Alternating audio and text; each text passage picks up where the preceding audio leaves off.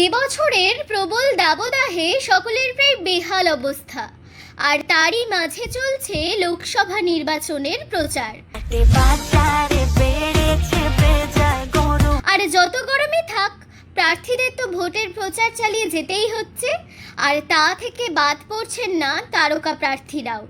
19শে April প্রথম দফার vote সম্পন্ন হয়েছে, বাকি এখনো 6 দফা।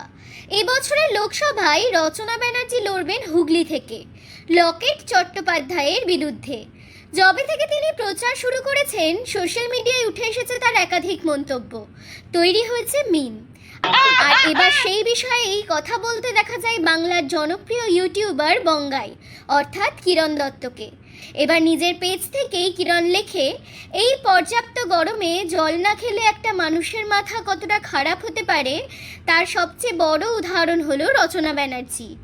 এই মন্তব্যের পর থেকে সোশ্যাল মিডিয়ায় হইচই শুরু হয়ে যায়। এই পোস্টেই আসে অজস্র কমেন্ট। কিছুজন এমন মন্তব্য করেন যে কিরণ দত্ত নাকি তার ফ্ল্যাটটি বিপরীত রাজনৈতিক দলের কাছ থেকে উপহার স্বরূপ পেয়েছেন, যদিও তার উত্তর কিরণ দত্ত দিয়েছেন যে তার ফ্ল্যাট সততা, পরিশ্রম আর না ঘুমানো কিছু রাত আর মানুষের ভালোবাসা দিয়ে কেনা।